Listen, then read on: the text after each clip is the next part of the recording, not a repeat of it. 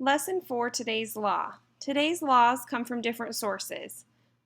First, let's talk about the state constitution, which enforces and establishes state law that will be enforced by state courts.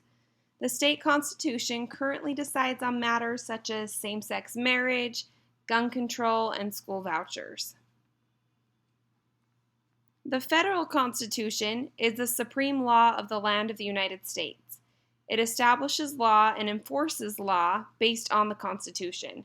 So think about the amendments such as the freedom of speech, the right to bear arms, the right to a speedy and fair trial, which are all enforceable by the federal Constitution. Next, we have common law.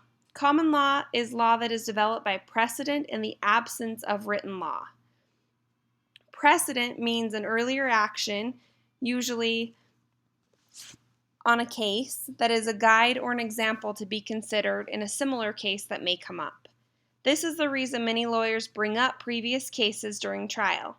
If the judge becomes aware of a previous ruling on a case, then it is likely to be considered common law, and the ruling is likely to be the same on both cases.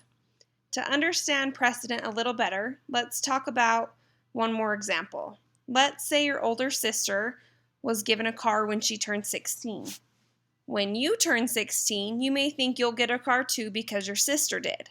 Your assumption is based on precedent. Although whether or not you get a car is not law, it is still an assumption that is indeed precedent.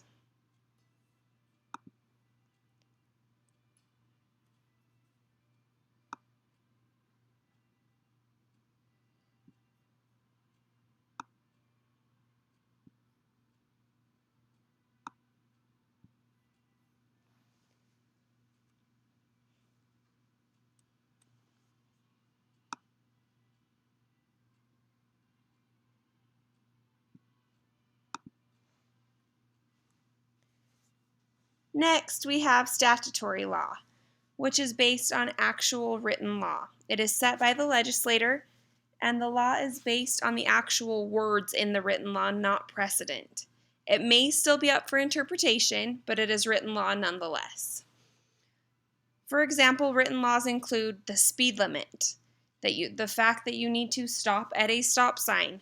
Those are all written laws, and even if there's a law that does not have a sign, like no stealing, no trespassing, even if you don't see a sign, the law is written by the legislature, and it is still written law. For example, let's say you get in an accident. If you were to just leave that accident, that would be illegal because of the written law of a hit and run. Next, we have administrative law, which is law to regulate administration and government agencies.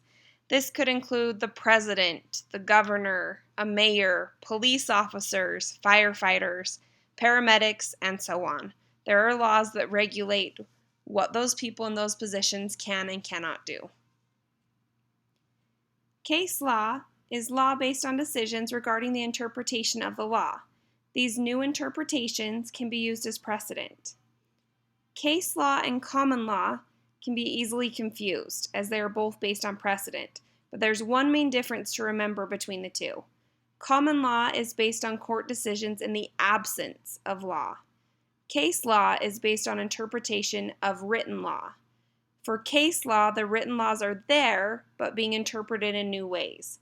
For common law, the law isn't there at all.